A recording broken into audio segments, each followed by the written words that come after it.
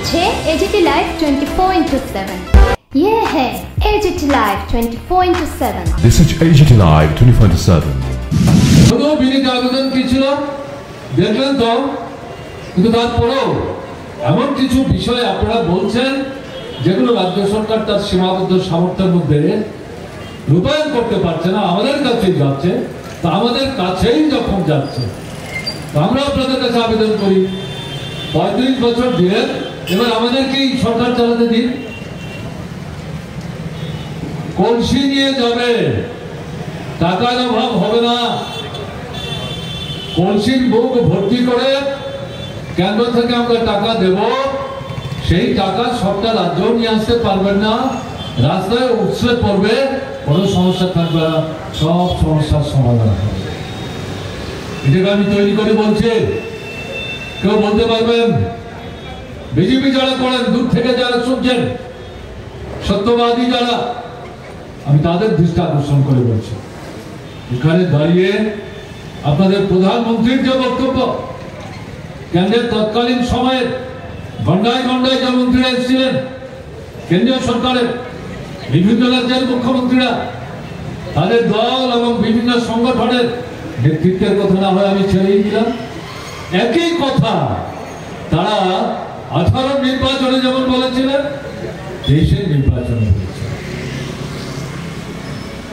আমি আপনাদের জিজ্ঞেস করি, বিজেপি দলের বন্ধুদের দৃষ্টি আকর্ষণ করেও বিনীতভাবে জিজ্ঞেস করি, প্রধানমন্ত্রী নরেন্দ্র মোদী, কেন্দ্রের তৎকালীন এবং বর্তমান অর্থমন্ত্রী, তারা যখন এই নির্বাচনে লড়ে অংশগ্রহণ করতে গিয়ে বিজেপির সপক্ষে কথা বলতে গিয়ে বিভিন্ন প্রতিশ্রুতি দিয়েছেন, তারা কি কোথাও একবারের জন্য বলেছেন আমাদের ভোট দিলে কিন্তু আমাদের ট্যাক্সও বাড়াতে হবে, জলের ট্যাক্স বাড়াতে হবে, বিদ্যুতের ট্যাক্স বাড়াতে হবে, গ্যাসের ট্যাক্স বাড়াতে হবে, আপনাদের কিন্তু ভোগ করতে হবে?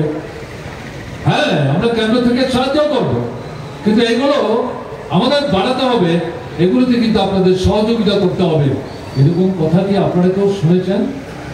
কেউ বলতে পারেন না, ট্যাক্স বাড়বে, ট্যাক্স দিতে হবে, ত্রিপুরার মানুষকে সহযোগিতা করতে হবে, এরকম একটি কথাও তো বলেননি। তাদের যে নির্বাচন ইশতেহার, 2018 ইশতেহার, 293টা প্রতিশ্রুতি লঘু বলবার চেষ্টা করছিলেন, তার থেকে বাছাই করে 10টা প্রতিশ্রুতি সামনের পাতায় দিয়ে লোভনীয় মানুষকে প্রলুব্ধ করার চেষ্টা করেছেন।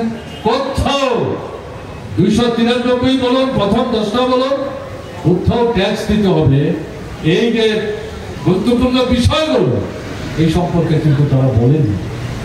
2023 নির্বাচন, সেখানেও তারা বলেন।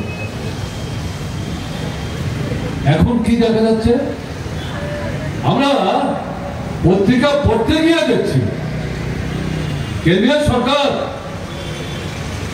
কলসি ভর্তি করে টাকা দেন কিনা জানি না, কিন্তু বিভিন্ন প্রকল্পে রাজ্যে কেন্দ্রীয় সর্বভারতীয় প্রকল্প রূপায়ণের জন্য কেন্দ্রীয় সরকার যে টাকা দিচ্ছে, ত্রিপুরায় বিজেপি সরকার চলছে বিভিন্ন দপ্তরে, সেই টাকা বিজেপি সরকার খরচ করতে পারছে না, এবং সেই টাকা খরচ করে সর্বভারতীয় এই যে প্রকল্প ত্রিপুরায় বাস্তবায়িত করতে পারছে না।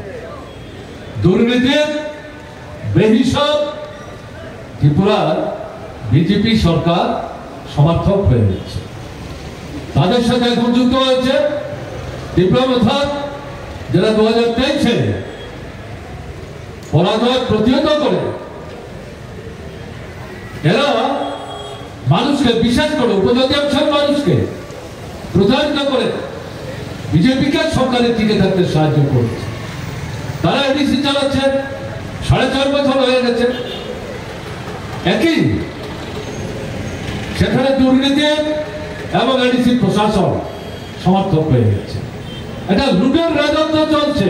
এবং আমি শুধু এই কথাটা বলার জন্য এটা উল্লেখ করছি তা না, কেন্দ্রের সরকার সিদ্ধান্ত নিয়েছে